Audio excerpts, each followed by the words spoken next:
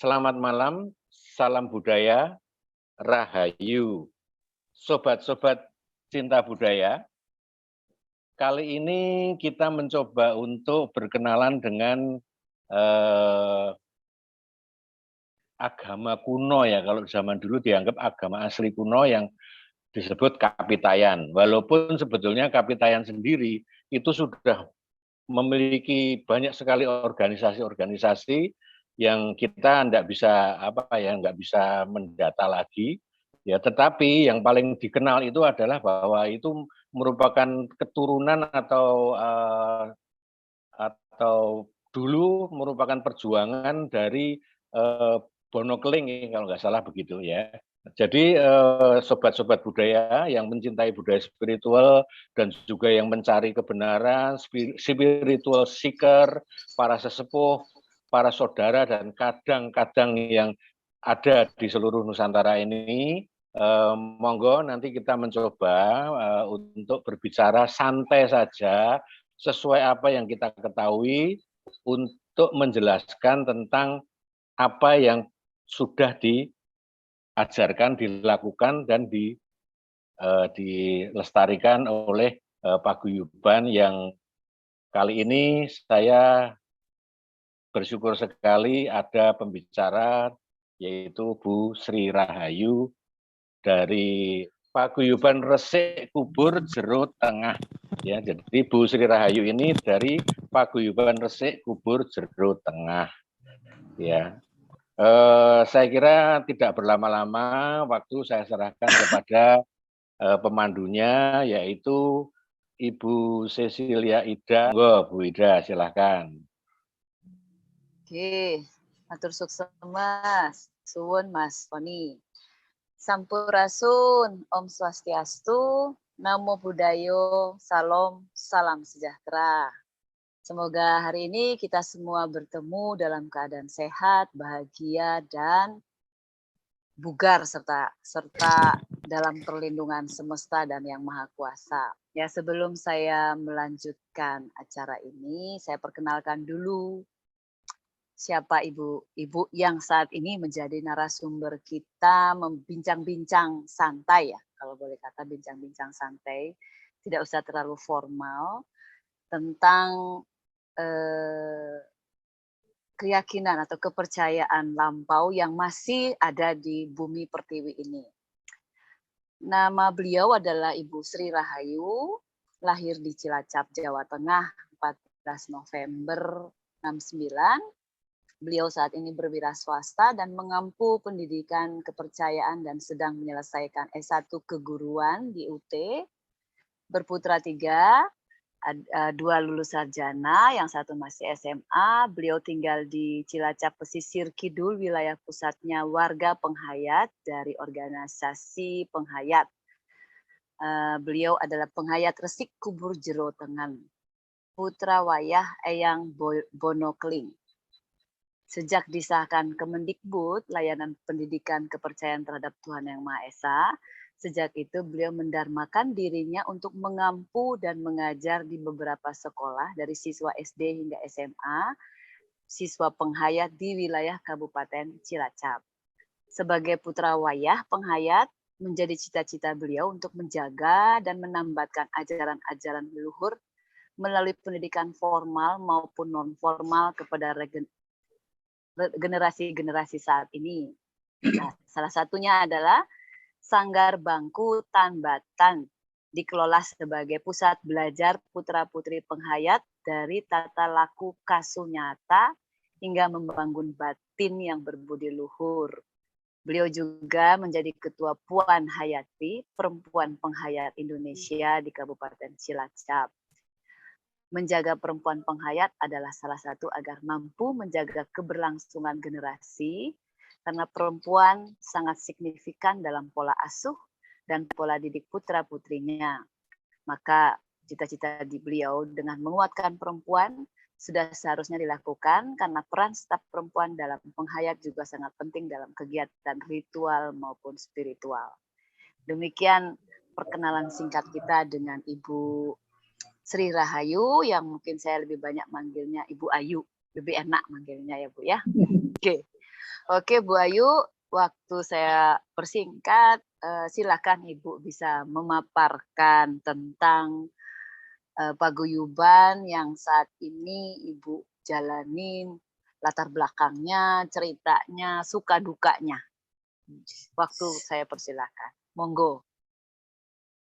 Baik, terima kasih. Selamat malam, salam rahayu dari kami Putra Wayah Wonokeling, Kabupaten Cilacap. Terima kasih juga kepada penyelenggara Bapak Tony Yunus, juga host kita Ibu Ida yang mana sudah berkenan mengajak saya untuk berbincang-bincang di malam hari ini. Apabila nanti ada kata-kata saya atau ada yang kurang berkenan, saya mohon maaf sebesar-besarnya kepada seluruh peserta yang hadir di malam hari ini. Baiklah, untuk selanjutnya yaitu kami adalah warga penghayat. Warga penghayat adalah berkeyakinan atau berkapitayan agama kuno, di mana kami tidak, meskipun masih banyak yang berkapitayan agama, namun tidak menjalankan ritual agama. Maka bahasa kapitayan mungkin bahasa sekarang ya. Kalau mungkin dulu waktu leluhur kami belum menyebutkannya seperti itu. Namun kami tetap ini menganggap adalah bahwa kapitayan juga masuk bagian dari agama, meskipun karena agama sendiri bagi kami adalah bahasa Jawa yang artinya adalah ageman. Kalau kapitayan bagi kami adalah keyakinan. Yang berasal kata dari pitaya atau percaya. Di sini kepercayaan kami adalah kepercayaan kepada Tuhan yang Maha Esa atau kepada Gusti yang Maha Kuasa. Adapun karena di Indonesia itu memang kapitayan itu ada sekitar 155 organisasi. Jadi lebih bersifat kelokalan. Jadi saya mohon maaf apabila nanti dalam penjelasan saya atau yang saya sampaikan itu tidak mesti sama dengan kalau memang ada yang hadir di sini sebagai penghayat. Karena memang setiap daerah atau setiap organisasi itu berbeda-beda dalam menjalankan ritual menyembah atau kegiatan-kegiatan yang bersifatnya kepenghayatan. Sejarahnya paguyuban kami yaitu PRKJ. PRKJ adalah Paguyuban Resik Kubur Jawa Tengah, yang mungkin dulu belum dikasih nama itu, tapi begitu ada organisasi lembaga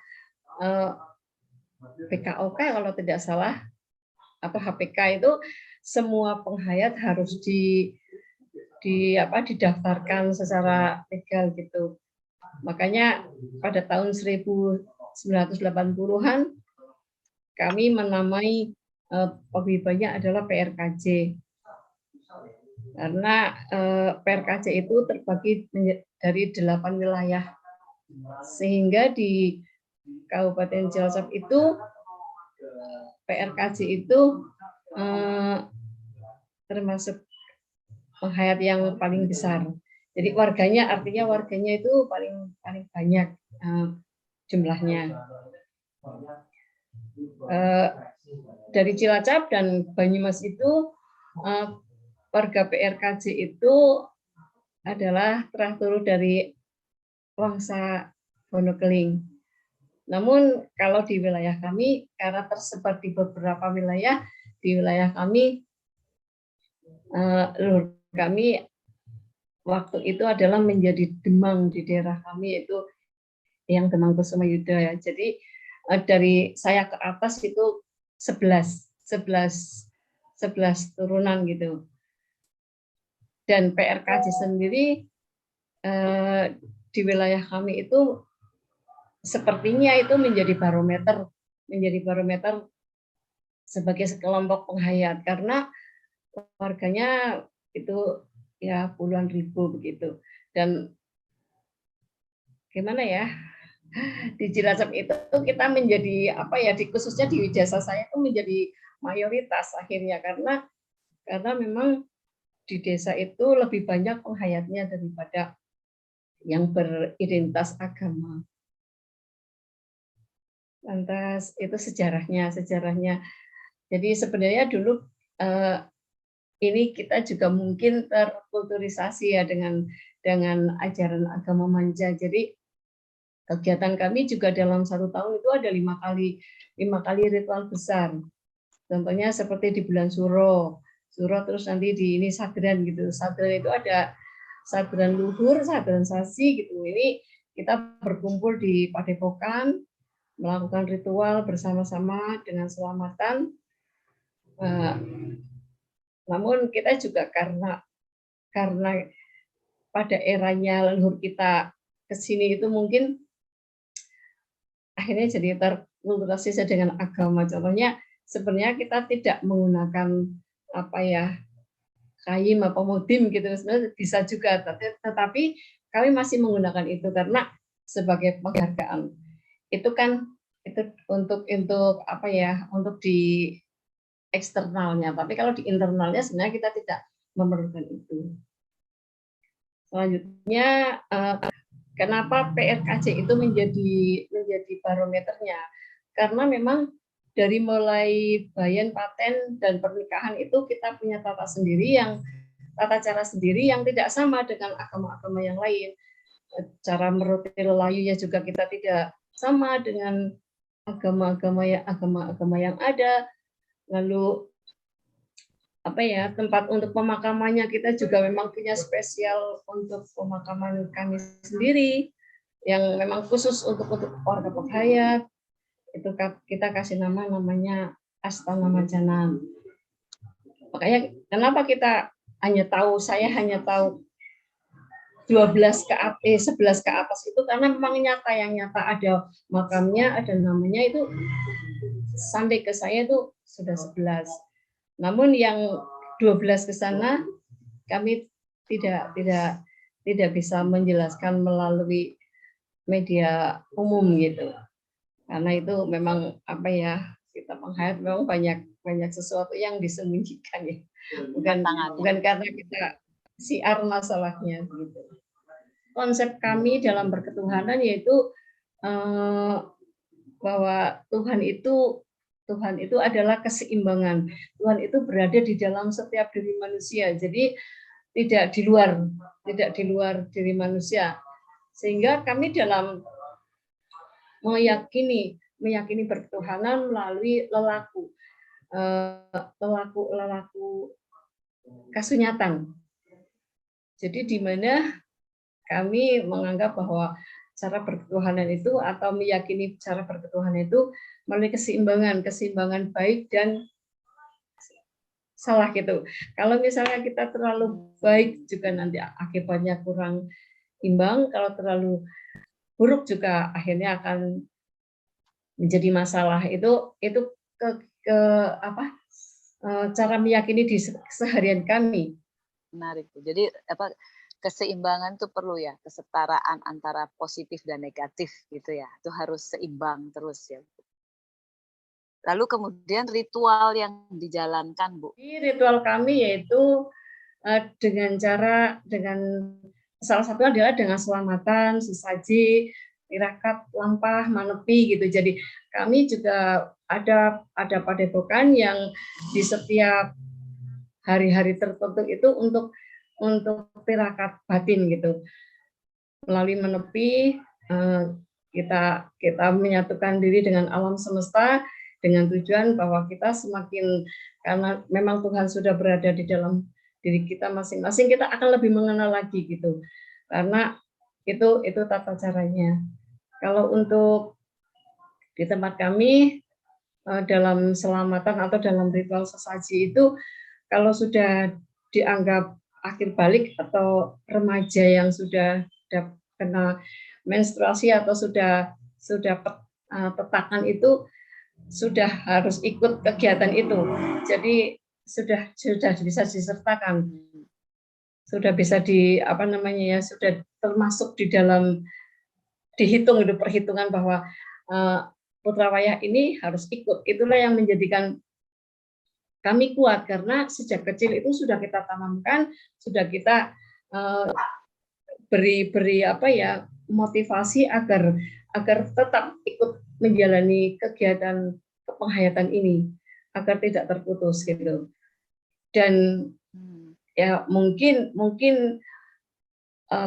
kita juga ini ya Pak, secara keimanan atau kesadaran dirinya juga kuat.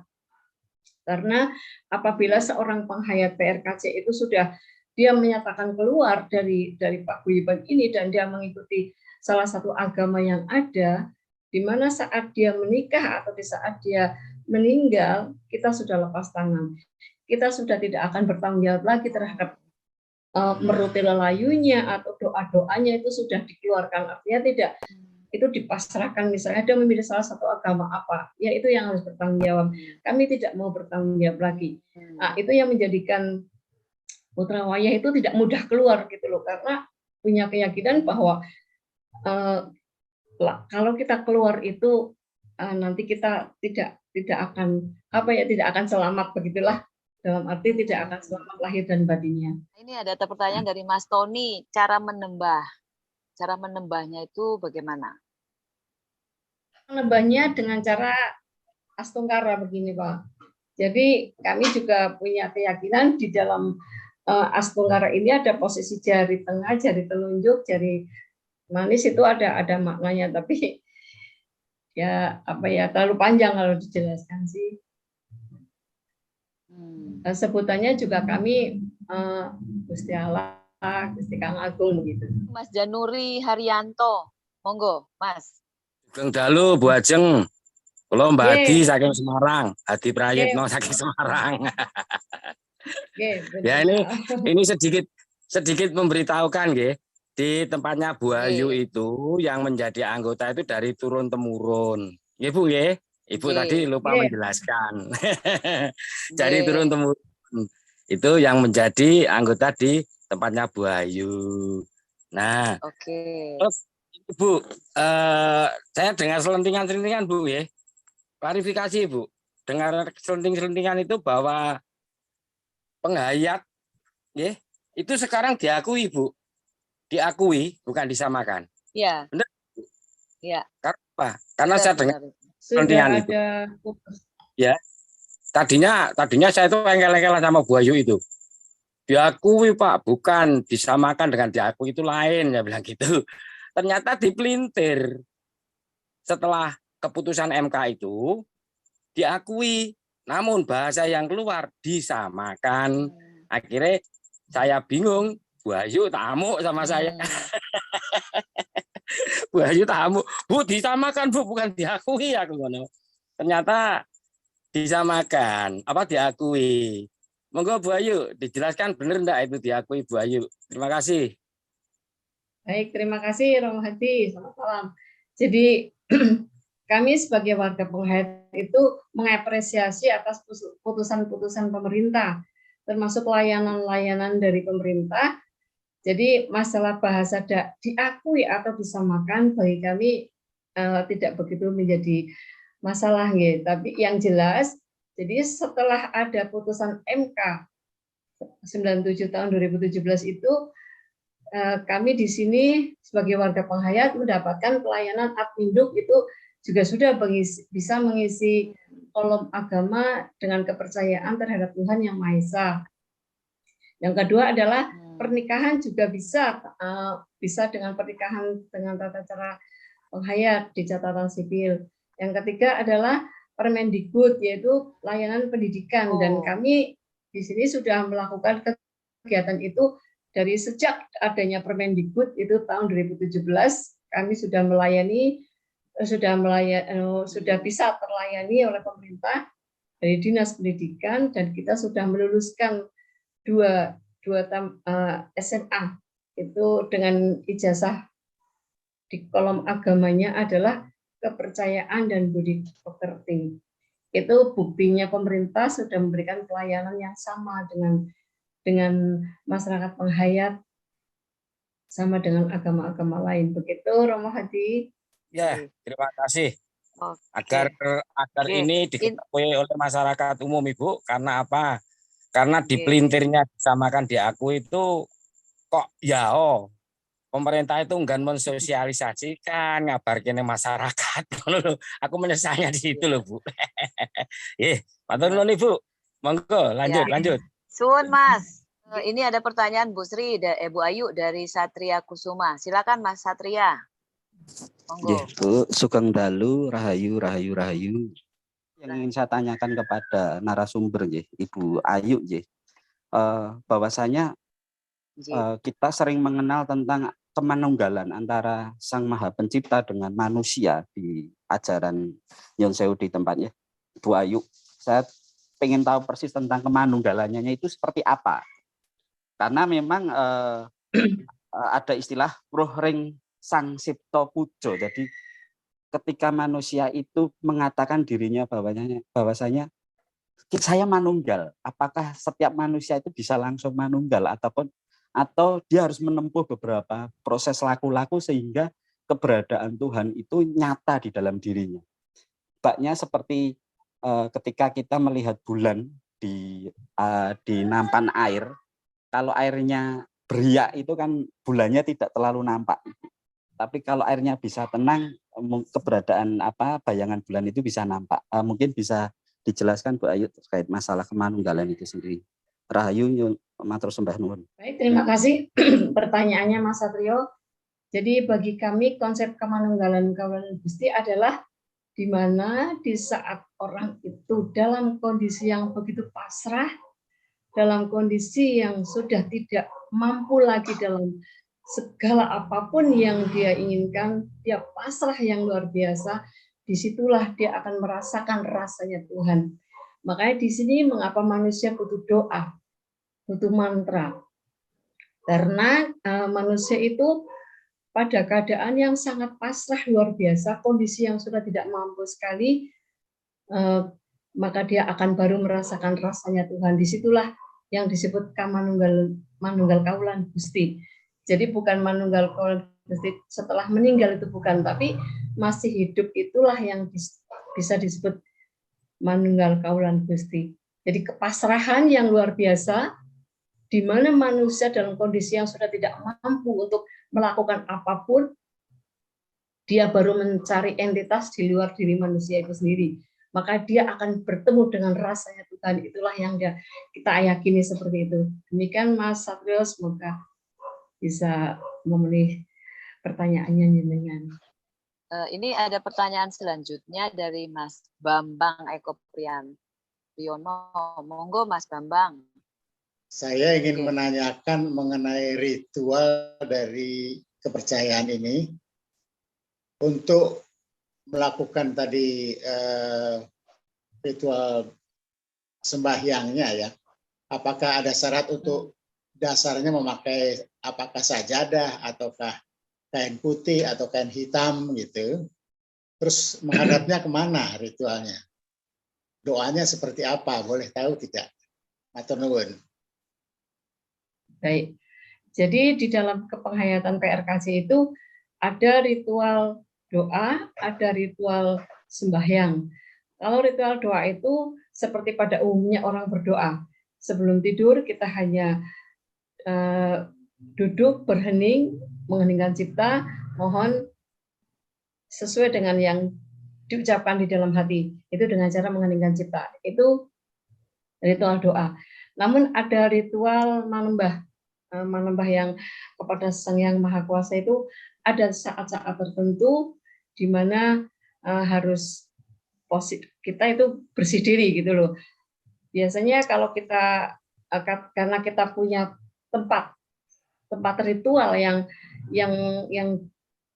kita tuju di sana, itu tata caranya banyak, yaitu bersih diri, menggunakan temben gitu. Itu ada salah satu yang ketentuannya seperti itu. Ini pada saat-saat tertentu kita melakukan ritual sembahyang ini seperti ini.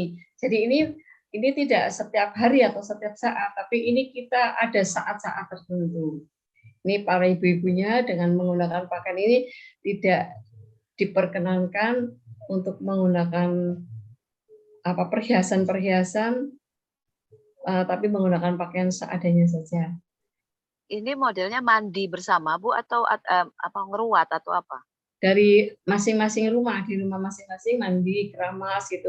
Sesuci biasanya ini kalau sudah seperti ini, kita para perempuan dan laki-lakinya itu ada beberapa ketentuan yang tidak harus dilakukan, yaitu misalnya tidak melakukan hubungan badan selama setengah bulan gitu. Biasanya seperti itu. Berjalan seperti inilah. Ini berjalan, tapi ini sekarang sudah kosong, jadi ini dibawa pakai mobil bareng bersama-sama. Ini dalamnya sudah cuma yang ringan-ringan, karena kan perkembangan zaman kalau suruh bawa begini berat pasti kan tidak mampu. Dulu mungkin iya, tapi sekarang ini isinya yang berat-berat ini dibawa pakai mobil-mobil gitu. Dan ini kita juga diikuti dari tim kesehatan, karena ini antar kabupaten jalannya. Dari beberapa yang berangkat biasa sekitar 700 orang, nanti yang ikut ada yang mengawal gitu, beberapa mobil gitu, agar keselamatannya terjaga. Ini namanya tirakat lampah. Maaf, untuk kali ini saya tidak bisa memunculkan foto saat kita ritualnya gitu. Ini kan perjalanannya, karena memang kita ini saat ini lagi agak kenceng ya. Sehubungan 5 tahun yang lalu itu ada peristiwa yang di mana masyarakat umum itu membuli kita gitu, membuli akhirnya menjadi kita tersinggung, yaitu media sosial itu mengatakan bahwa ibadahnya telanjang begitu dan macam-macam begitu. Akhirnya semua media massa, wartawan maupun dinas itu dilarang masuk ke lokasi yang kita untuk kita menambah itu, makanya kita tidak bisa memunculkan hal itu. Silakan Mas Satria kalau ingin bertanya. Biar dapat bagian dulu. Nambah pertanyaan ini. Jadi saya tertarik dengan tadi foto ritualnya Ibu. Jadi tadi ada sekelompok ibu-ibu ya dengan pakaian jare, kemben, kemudian ada kain putih, kemudian tadi dari Bu Ayu matur bahwasanya tidak boleh pakai perhiasan. Mungkin boleh saya tahu Bu, dengan adanya pakaian seperti itu, kemudian tidak boleh menggunakan perhiasan, itu secara spiritualnya sendiri dalam kegiatan ritual itu menimbulkan apa aja? Atau ketika dalam ritual itu ada yang pakai perhiasan, itu berdampak seperti apa? Mungkin bisa dijelaskan Bu Ayu ya, matur suwun. Jadi begini, ini kita sikapi dengan kenyataan saja bahwa di mana kita di hadapan Tuhan adalah sama. Jadi di mana kita perhiasan adalah mungkin bentuk euforia ya. Jadi di mana itu lebih ke nyatanya itu seperti itu, karena semuanya yang akan penyatuan semua yang akan melakukan ritual ini diharapkan adalah tidak berlebihan dalam berpenampilan. Adapun pakaiannya seperti ini mungkin karena memang sudah menjadi tradisi dari zaman dulu itu seperti ini. Berarti sifatnya kurang lebih seperti eksklusif Bu ya, tidak terbuka untuk yang luar ya? Iya, karena tadinya kita juga sebagai putra wayah itu ini maksudnya apa ya, kok terlalu tersimpan begitu. Tapi ya logika juga sih pertanyaan jawaban beliau, karena jawabannya begini, bagi kami adalah hal sesuatu yang penting, tapi bagi orang yang tidak meyakini akan menjadi receh atau remeh-temeh, bahkan akan dibuang di jalanan begitu. Makanya kita tidak perlu menyampaikan ini pada orang luar yang tidak memahami. Makanya untuk memahami itu harus masuk dulu, baru pelan-pelan bisa mulai. Tidak 1 tahun 2 tahun, bahkan bahasa sampai 5 tahun baru bisa memahami. Karena kita memang tidak rekrutmen ya, tidak siar gitu. Bu Ayu, saya ingin melanjutkan tadi, apa syaratnya kalau kita masuk ke paguyuban resik kubur ini. Misalnya kalau masuk agama Islam kita kan mestinya membacakan syahadat ya. Kalau masuk agama Kristen mungkin kita harus dibaptis suci ya. Nah, ini kira-kira kalau di dalam paguyuban resik kubur Jero Tengah ini bagaimana di aliran Kapitayan ini? Salah satu syaratnya adalah menikah dengan orang PRKJ.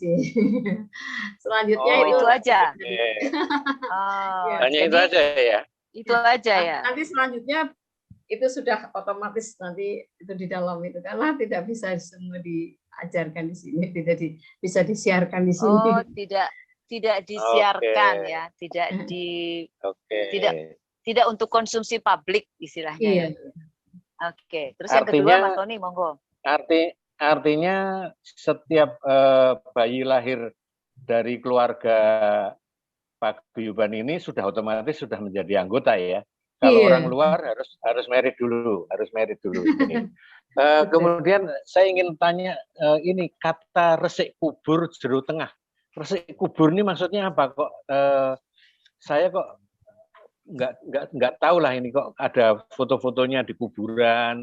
Kemudian tadi juga ada anak muda lagi nyapu kuburan. Itu kira-kira apa itu Bu? Tolong dijelaskan. Terima kasih. Ya.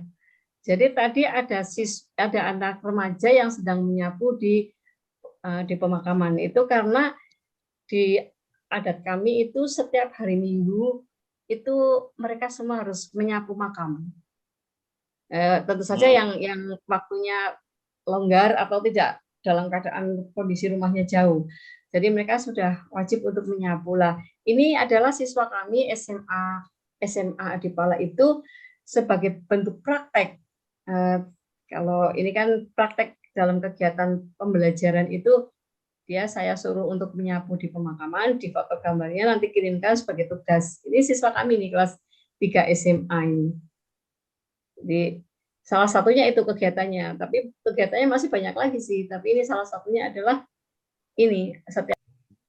Ya, makna dari dilakukan kegiatan bersih kubur ini, resik-resik kubur ini apa yang diharapkan didapat dari siswanya? Yang didapatkan adalah agar siswa ini menjaga ajaran leluhurnya. Dia ingat selalu karena leluhur saya yang kami ada di dalam tulisan itu ada di situ. Dari sampai ke saya ke 11 itu semua makamnya ada di situ ngumpul karena ini khusus pemakaman untuk orang penghayat, tidak diperuntukkan untuk orang umum. Jadi kita punya tempat pemakaman sendiri yang tidak bisa dipakai untuk orang umum. Ini khusus pemakaman orang penghayat. Jadi mengingatkan kita bahwa kita punya leluhur, kita punya ajaran yang harus kita jaga. Itu nanti kan pasti ada ini tempat ke eyang siapa gitu. Itu seperti itu. Sebenarnya mengingatkan kita ya salah satunya itu, tapi tentu saja alasannya masih ada yang lain. Nah, Bu, kemudian ini kan ada gambar sesaji. Ini untuk apa? Ini sesaji beton. Jadi bagi untuk kami warga penghayat itu untuk puasa ya ini yang wajib adalah beton. Untuk puasa seperti Ramadan gitu itu tidak wajib. Ramadan atau apa itu tidak wajib. Tapi untuk puasa beton itu yang wajib. Nah, kemudian setelah menginjak remaja ada upacara khusus atau mungkin ritual khusus untuk remaja di PRKJ ini? Tidak juga sih, tapi karena kita memang semuanya semua ini ada doa-doanya. Jadi saat anak sudah datang bulan gitu, dia harus tahu datang bulan doanya gitu ya. Ambil balik. Ada sudah datang bulan harus tahu doanya saat datang bulan gitu. Jadi setiap apa ya itu ada doanya di tempat kami. Nah, kemudian Bu untuk umpamanya perempuan sendiri, maksudnya di sana ya lebih kemana ininya pola kekeluargaan di PRKJ lebih dominan keputusan tuh perempuan atau pria, laki-laki yang mengambil keputusan? Jadi laki-laki Bu. Jadi perempuan itu tidak bisa punya kedudukan di sini. Yang bisa punya kedudukan adalah laki-laki. Namun misalnya seperti saya kan suaminya bukan orang PRKJ ya. itu ya saya yang dominan di dalam kepenghayatan gitu. Namun tetap di saat untuk ritual tetap suami saya yang di depan gitu. Oh, jadi tetap ritual-ritual tuh dipimpin oleh Laki-laki. lelaki. Apa sebutannya pemimpin dalam ritual? Namanya Ada sebutan nggak? pengasuhnya namanya bedobol. Apa bedobol? Iya, Oh, oke. Nah, bedobol. ada struktur nggak? Ada struktur nggak di dalam kepemimpinan ritual atau upacara kayak gitu? Ada. Ada. Jadi misalnya bedobol nanti di bawahnya namanya ada, di bawahnya lagi itu ada. Dan tugasnya masing-masing berbeda-beda. Jadi tugasnya perempuan di dalam ritual adalah sebagai peramu sesaji, sebagai karena kita membakar dupa itu penjaga yang jaga gitu, yang jaga saat di perapen itu perempuan yang harus menjaga sebagai peramu sesaji atau sebagai yang menyajikan beberapa menyajikan, makanan. Ya betul, ya. Rahayu. Rahayu Mas Agus. Nah, mungkin yang akan saya tanyakan bagaimana interaksi masyarakat di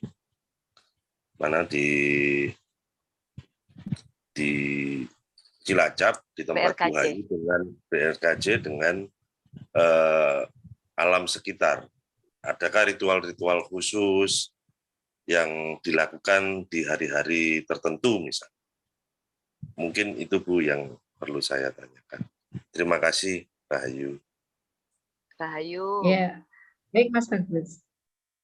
Itu ada. Jadi ritual contohnya misalnya karena di tempat kami, wilayah kami adalah masyarakatnya adalah petani dan nelayan, makanya kita juga akan melakukan ritual-ritual, salah satunya itu, yaitu misalnya selamatan laut, atau selamatan saat panen padi, atau selamatan untuk permohonan turun hujan, itu di sekelompok kami. Satu warga itu kita melakukan hal itu.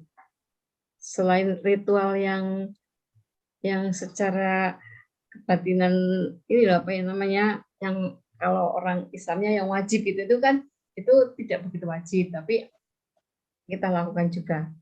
Kalau kami misalnya ingin berkunjung gitu, misalnya saudara-saudara ingin berkunjung melihat gitu ya, menikmati ritual itu diperbolehkan nggak Bu?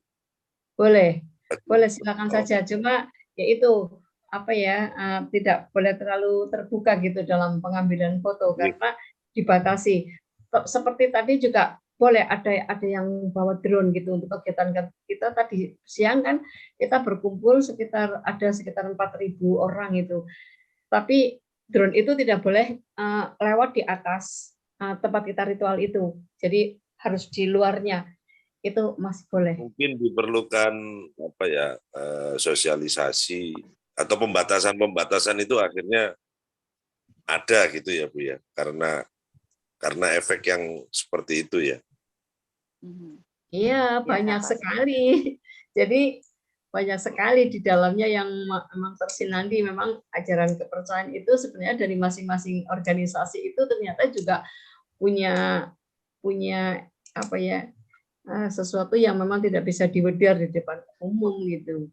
Punya pakem atau punya aturan ya untuk tidak dipublikasikan. Yang memang tabu atau bahasanya itu tabu atau gimana gitu.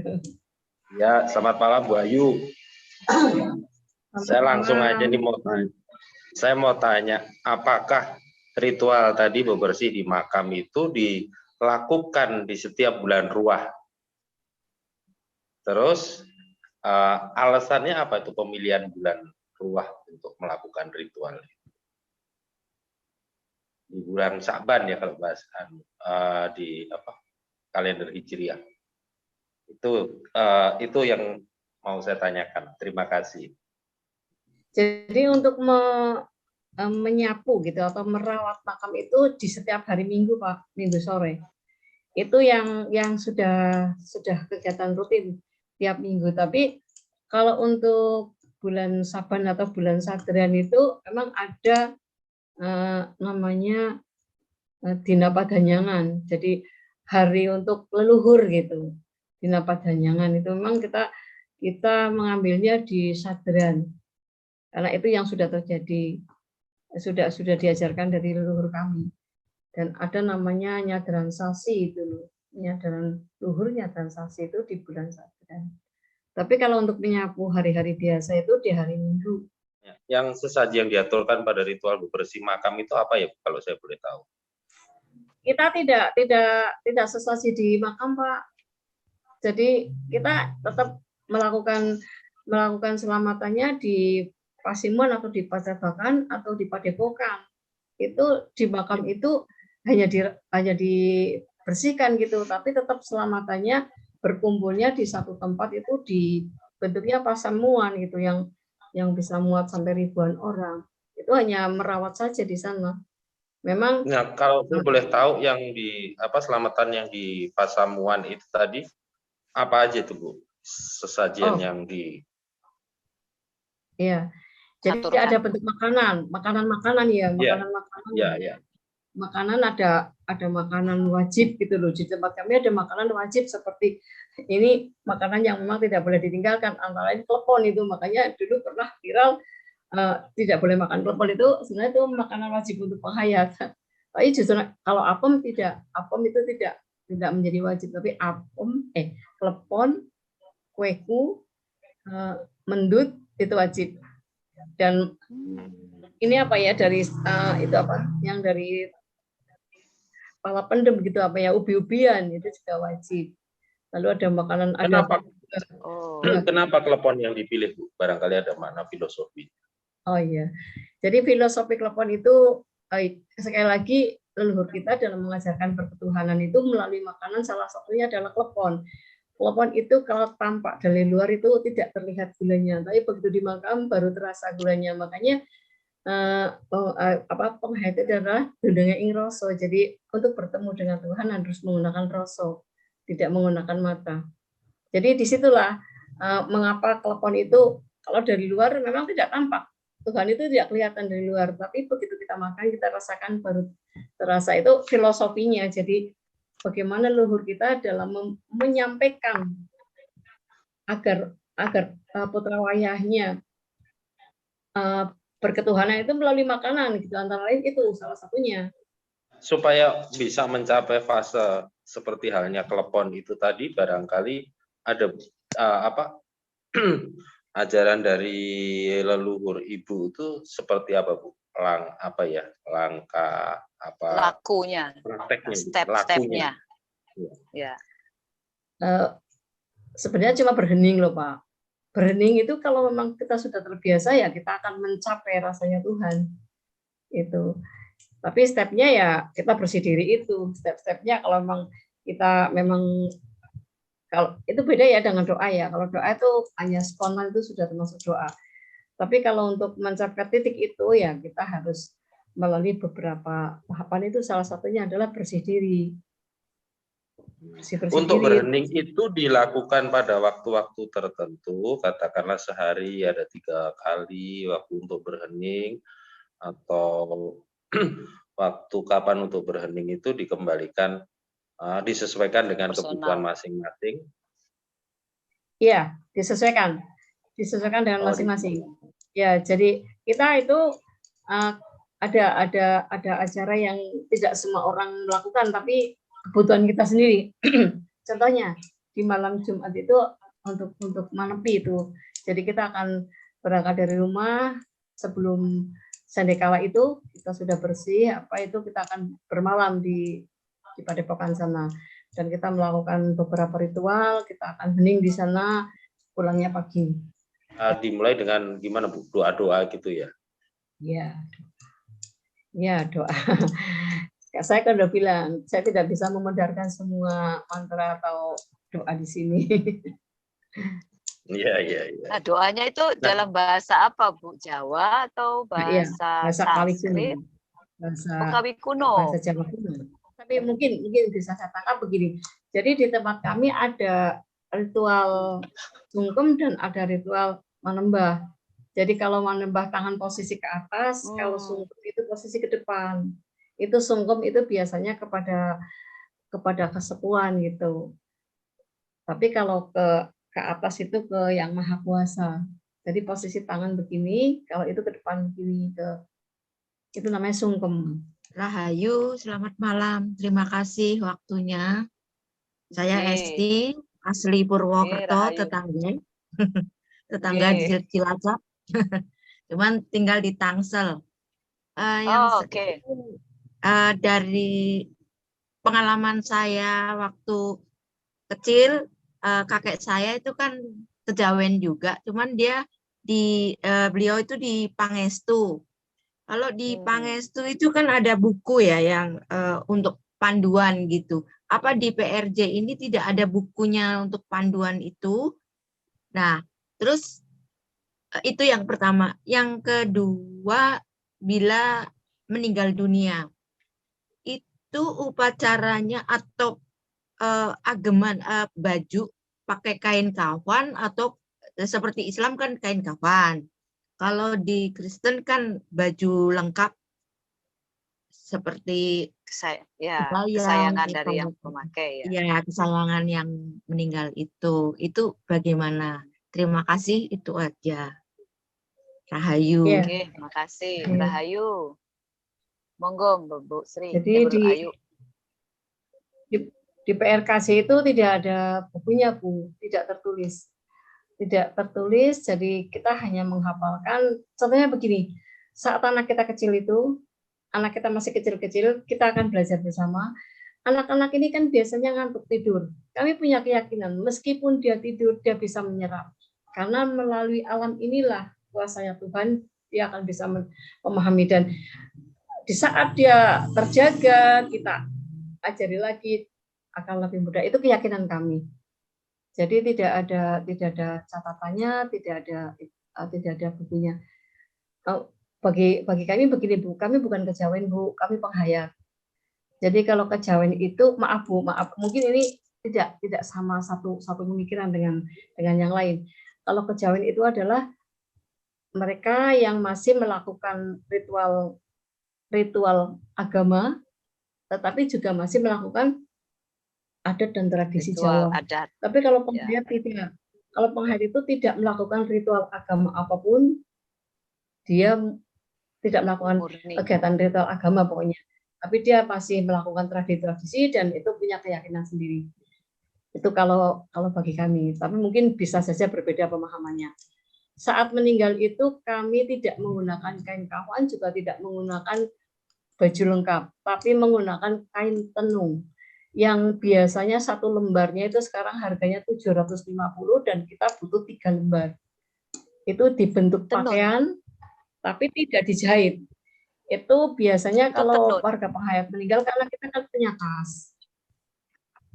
Itu dibelikan. Jadi satu orang itu bisa menghabiskan hampir 2 juta itu untuk membungkusnya gitu loh, untuk memakai si jenazah ini.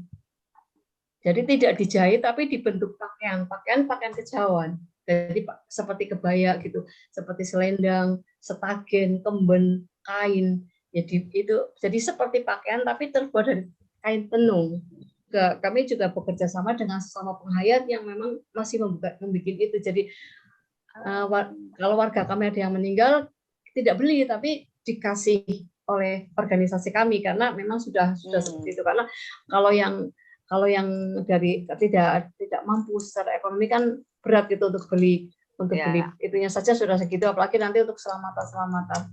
Dan di sini kalau untuk selamatan memang masih ada 3 hari, 7 hari, 40 hari, 1000 hari itu besar-besaran Bu. Di sini seperti kemarin itu ada yang baru 1000 hari itu potong sapi, potong ayam, dan yang diundang itu sampai 500 orang, 600 orang itu bisa satu orang sendiri menghabiskan 70 juta. Tapi itu tentu saja gabungan dari satu keluarga itu, beberapa keluarga saling ngumpul nanti untuk kegiatan itu, untuk keselamatan meninggal gitu, sedekah. Jadi gotong royongnya masih ya. Ya. Konsep gotong royong itu tetap masih dijalankan, dipikul bersama-sama jadinya. Ya, Pak Kris, monggo. Oke, terima kasih. Saya sebenarnya terima kasih sekali sama Bu Rahayu. Sebelumnya ya Rahayu juga untuk semuanya. Saya sebenarnya banyak pertanyaan sih. Pada dasarnya pingin nyocok aja ya. Leluhur-leluhur terutama kan dari saya kebetulan dari jauh gitu ya, ingin mencocokkan juga apa yang diturunkan oleh leluhur saya yang di Flores dengan teman-teman di Cilacap gitu ya. Terus terang memang Cilacap ini bagi saya istimewa karena saya sering juga tirakat ke sana itu ya. Jadi banyak hal yang juga Mas Krisnya dari Flores ya? Betul Bu Ida, saya dari Ende. Ende. Ya, wow. Ya, itu kita punya dari suku Endelio. Jadi kepercayaan asli di sana namanya Salika. Salika itu kalau terjemahan Indonesia itu satu tungku api yang 3 batu itu. Jadi itu simbol alam semesta atau tiga dimensi, juga simbol ya leluhur, Tuhan sama diri sendiri. Itu diri jadi sendiri. Satu. Ya. Betul. Jadi itu banyak hal sebenarnya, dan itu semua lahir dari tradisi dunia pertanian ya, tradisi agraris. Jadi makanya ya, jadi nanti ingin sebenarnya lebih mendalam, ingin melihat dinamika teman-teman yang di Cilacap ini. Kapan-kapan nanti kalau tirakat ya, nanti saya nonton dari gunung, berarti kalau nggak boleh masuk gitu ya. Sama saya boleh, Kak. Sama saya boleh, tapi berpakaian adat juga. Oke, itu aja. Kalau gitu.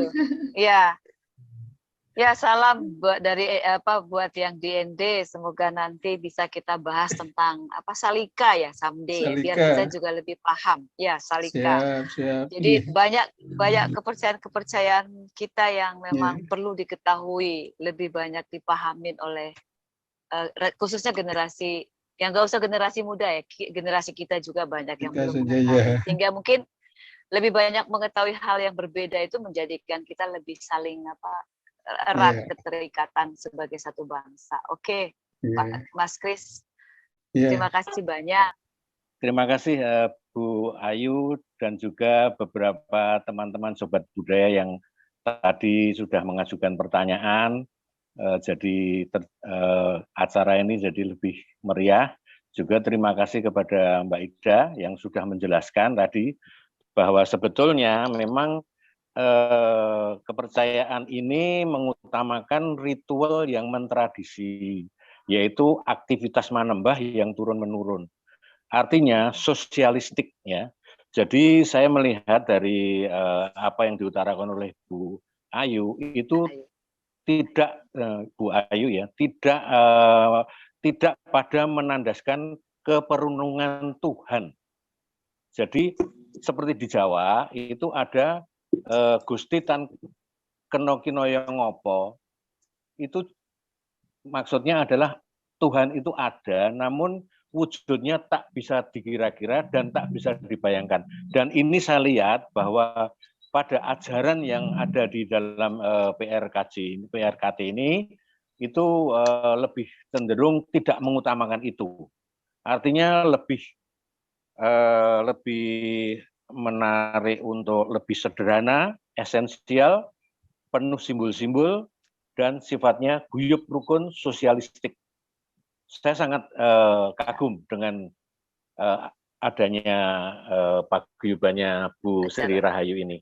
Dari perbincangan kita ini, saya hanya ingin sedikit saja mencari benang merahnya. Pada prinsipnya, seluruh ajaran leluhur atau lampau yang masih bertahan saat ini, yang kebetulan sudah diakui oleh negara, meskipun masih, kalau boleh jujur kita katakan malu-malu, tidak terbuka, sehingga sosialisasi di masyarakatnya masih sangat minim, yang semestinya sosialisasi itu dilakukan oleh pemerintah, bukan oleh para penghayatnya, karena kan mereka sudah menjalaninya dan merawat itu cukup lama dengan segala perjuangannya, dan itu sangat tidak mudah. Nah, pada prinsipnya juga, di sini juga kepercayaan kepada Sang Yang Tunggal atau Yang Maha Kuasa itu bentuk dari keseimbangan. Hampir semua ajaran di Nusantara ini tidak membicarakan Tuhan sebagaimana agama-agama samawi. Rata-rata itu kan, kalau saya boleh ambil garis benang merahnya, Tuhan itu tidak bisa dideskripsikan dengan otak kita yang sangat minim wawasannya, pengetahuan kita yang sangat cetek atau pendek. Membaca alam semesta saja kita gagap, apalagi kita memahami Tuhan yang sangat maha. Nah, di sini kemahaan itu berarti kita harus menerima positif dan negatif. Kira-kira seperti itu ya Bu Ayu ya. Hampir semuanya seperti itu. Jadi kehidupan sosial mereka tetap berjalan. Nah, kalau dikatakan eksklusif juga tidak, karena untuk ritual-ritual ada hal-hal di mana aturan turun-temurun itu dilakukan untuk merawat atau menjaga supaya tidak bias. Kalau belum saatnya mengetahui, ya jangan dulu. Biasanya begitu ya, kalau beberapa dalam pakem-pakem masa lalu yang harus kita patuhi dan kita hormatin. Nah, itu kira-kira garis besarnya semuanya. Jadi saat ini dengan apa yang dijelaskan sama Bu Sri Rahayu, semoga mampu menjawab dan sedikit membuka wawasan kita yang belum banyak mengetahui banyaknya penghayat yang ada. Kalau menurut Bu Sri Rahayu tadi ada 150 organisasi penghayat yang ada di Indonesia, salah satunya PRKJ. Demikian teman-teman, bapak-bapak, ibu-ibu sekalian yang sudah meluangkan waktu menghadiri. Saya Cecilia Ida bersama komunitas Cinta Budaya sangat berterima kasih dan sangat appreciate dengan kehadiran dan waktu yang diberikan mengikuti diskusi ini, dan semoga kita bisa kembali membawa diskusi-diskusi lain yang lebih menarik tentang kekayaan Bumi Pertiwi ini, baik budaya, tradisi, adat, dan spiritualnya. Selamat malam untuk semuanya. Rahayu, rahayu, rahayu, rahayu.